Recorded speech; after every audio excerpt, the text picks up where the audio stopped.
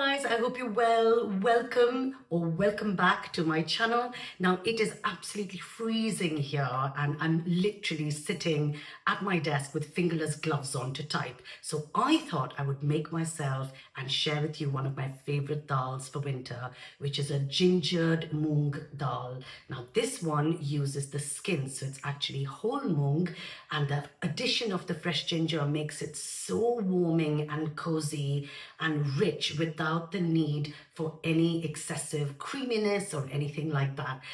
If this sounds good to you, please don't forget to hit the like or subscribe button and tell all your friends about me so you can help my channel grow. And with that, let's get cooking. Now, I've used half a cup of whole mung beans or lentils, and these need to be soaked. You need to have them soaking in cold water or fresh water for at least 4 hours, but frankly, overnight is much better and easier. We're also going to use a generous thumb inch and a bit of ginger, fresh ginger, which I will just peel off and then grate. We're also going to use one medium red onion and a large tomato. I haven't used red onion for any particular reason, just that I had some lying around for salad and it is far too cold for raw salad. So here we are. But yes, nothing special to do here. Just literally chop it into small pieces and leave to sit. Then crack on with the tomato. The tomato is going to disintegrate in the lentils anyway, so you don't really need to worry about how you chop them. Just roughly chopped up is absolutely fine.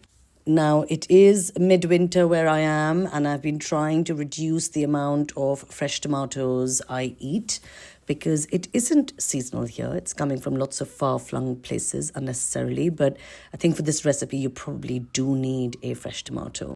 Now warm a couple of tablespoons of oil, just neutral oil, and sizzle a bay leaf in it before you toss in your chopped onions. We are going to saute these onions for a few minutes, so 3 to 4 minutes until they start taking on color. And when they do, add in a green chili. I've just cut it in half. You don't need to do anything special here. And then soften that a little bit as well with the onions. And then when you start seeing little golden bits appearing on the onions, then we're going to go in and add the chopped tomato. The tomatoes need softening too. We just want to mix them into the onions and that bay leaf and the oil until they start losing their shape. Add half a teaspoon each of ground coriander, cumin, and turmeric. And we're going to just mix that in nicely with that lovely masala. It smells so incredible now. It's taken about 5 minutes to soften this lot. And I've rinsed and drained off the mung beans. And then we're going to absolutely bury that in lots of hot water. I should probably say immerse, but here we are. The dal just needs to bubble now on a rolling boil. I've added salt now, so everything tastes really wonderful at the end. This will take a good 45 minutes. It might be speedier if you've soaked the lentils overnight. What you want is for the lentils to disintegrate but still have a little bit of shape. The texture should be of soup here, and everything should look really beautifully incorporated before we start making the tarka. So small pan, bring that to medium heat, not too high because we don't want to burn the ingredients. Add half a teaspoon of cumin seeds, 2 dry whole red chilies, and then a tablespoon of that ginger we grated earlier, which I didn't show you, but you don't need to see me grating ginger. Now we're just warming this through. It doesn't actually need cooking. We want it to feel really fresh and fragrant when it goes into the lentils to finish it off. So just warm that up, a couple of minutes really, nothing more.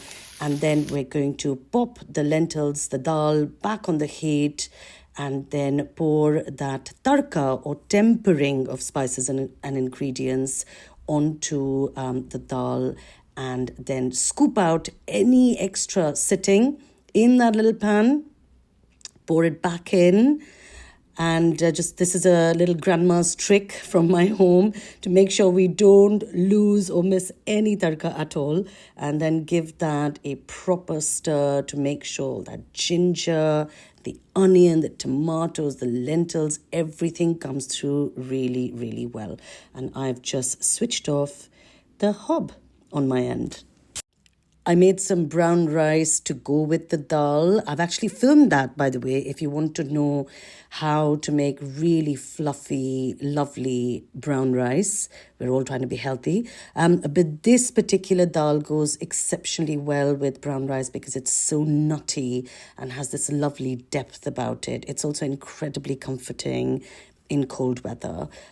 Here's a little close up for you if you had any doubts. Now I need to tuck into my lunch. So this is just so good. You're going to love it. I hope you do. See you back for the next one.